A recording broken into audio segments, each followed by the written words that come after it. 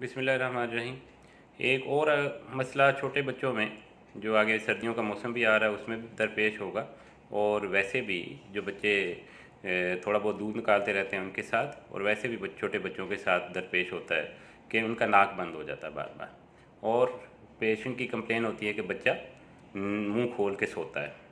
तो इसकी वजह यही होती है कि बच्चा जब नाक बंद है तो मुंह से सांस लेने की कोशिश करता है, तो नाक बंद होने की वजह से सांस लेने में प्रॉब्लम आती है, तो वो मुंह खोल के सोता है। या दूसरी कंप्लेन साथ ये होती है कि बच्चा जब फीड लेता है तो थोड़ी फीड लेके छोड़ देता है, फिर दोबारा फीड यानी कि थोड़े थोड़े वक्फे के साथ लेता है। इसकी वजह भी नेज़ल ब्लॉकेज, नाक का बंद होना होता है। क्योंकि जब नाक बंद होता है तो फीडर की वजह से बच्चे का जो है सांस लेने में प्रॉब्लम आती है, तो बच्चा सांस लेने के लिए फीड छोड़ता है ताकि वो सांस ले सके। तो इसका बेहतरीन हल ये है कि आम तौर पे मेडिकल स्टोर से नॉर्मल सलाइन के ड्रॉप्स मिल जाते हैं। नॉर्सलाइन पी नेज़ल ड्रॉप के नाम से मिल जाते हैं, सेलिनेज के नाम से मिल जाते हैं। तो वो कतरे डाल के नाक को खोला जा सकता है, इसकी ब्लॉकेज को खोला जा सकता है, ताकि ये कि बच्चे को सांस लेने में आसानी हो और खुराक लेने में आसानी हो। और उसके साथ बल्ब शक्कर यूज़ कर सकते हैं।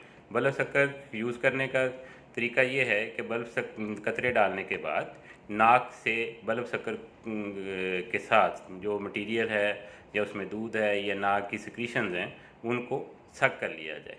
तो उसका आपको मैं तरीका एक बता देता हूँ कि किस तरीके से उसको करेंगे। इस तरीके का बल्ब शक्कर होगा, ठीक है।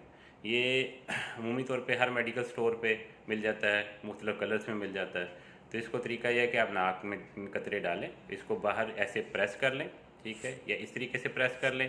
प्रेस करने के बाद इसको आप प्रेस करने के बाहर प्रेस करना है तो नाक के अंदर ले जाएं, और वहाँ पे आप जाके छोड़ेंगे तो ये अंदर से खींच लेगा, इसको बाहर दबा के साफ़ कर सकते हैं।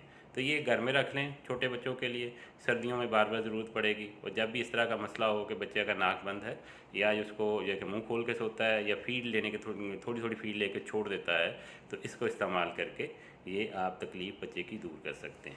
शुक्रिया।